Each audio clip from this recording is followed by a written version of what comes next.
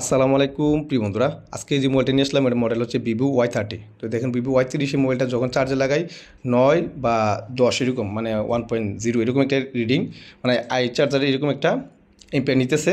আর যখন পাওয়ার switch press করি set চালু হইতেছে না, ভাইব্রেশন মারতেছে না, ডিসপ্লেতে কোনো কিছু আসতেছে না, চার্জিং লোগো কোনো কিছুই আসে না।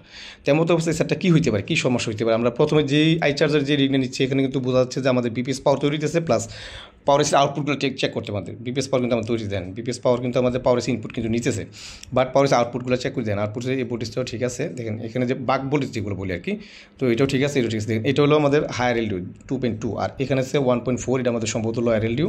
আর এটা হলো আমাদের, এটাতে কোনো ভোল্টেজ নাই। আর এটা হলো 8 মানে 800, মানে এই মানটা এবারে ঠিক আছে। আমরা ক্রিস্টাল দেখি, ক্রিস্টাল কিন্তু 2.2 ভোল্টেজ নিতেছে, তার মানে আমার পাওয়ার এসে কিন্তু প্রপার কাজ করতেছে। পাওয়ার এসে চার্জিং এসে ইনপুট দিচ্ছি, হ্যাঁ পাওয়ার এসে ইনপুট পাইতেছে, আউটপুটে দিতেছে, তার মানে আমার পাওয়ার এসে কিন্তু প্রপারলি কাজ করতেছে। তারপর আমরা একটা চেক করবো যে মোটে এরপরে কেন চালু হইতেছে না। দেখেন তো আমরা পাওয়ার সাপ্লাই চেক করি যে পাওয়ার সাপ্লাই রিডিংটা আমাদের কী আসে। দেখেন তো আপনার এই মোবাইলগুলো যদি আসে এরকম সমস্যা আসে যে পাওয়ার এসে ইনপুট আউটপুট দুইটা ঠিক আছে, তারপর সেটা চালু হইতেছে না। দেখেন যখন পাওয়ার চেঞ্জ করি দেন কত 40 গেছে, 20, 34, 37, হ্যাঁ এরকম ডিসপ্লেতে কোনো কিছু আসে না। দেখেন আবার 36, 41, মানে একটা ওভার সেন্স দেখাইতেছে, মানে সেন্সটা আমাদের ওভার দেখাইতেছে। তো আমরা একটা কাজ করি, এটা আমি নিশ্চিত যে কোথাও কোথাও কোনো শর্ট থাকার সম্ভাবনা আছে। আপনি খুঁজে বার করে দেখেন, আমি খুঁজে বার করতেছি। দেখেন এই জায়গায় দেখেন এই যে একটা এলডিও সাথে কিন্তু ছোট্ট একটা এলডিওআইসি আছে আমাদের।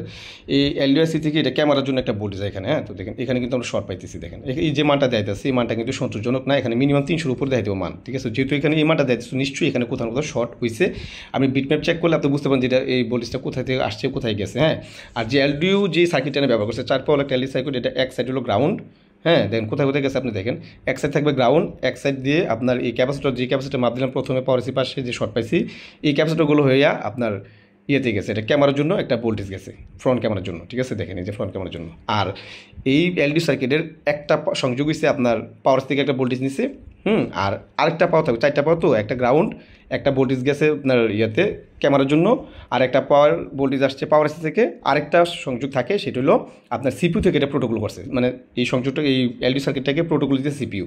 তো এখানে যদি শর্ট পাই, তো যেহেতু এটা সিপিইউর ভিতরে কিন্তু শর্টটা ইন্টারনালি যাইতেছে, আমরা যখনই পাওয়ার মানে প্রেস করতেছি তখন কিন্তু আমরা সেটা চালু হইতে পারতেছে না, কারণ হচ্ছে ওইখানে যেখানে ভোল্টেজ ইনজেক্ট করলাম এখানে 3 পয়েন্ট ভোল্টেজ, মানে অনলি 3 এম্পিয়ারও 3 দিবেন, ভোল্টেজও 3 দিবেন, কমাই দেন।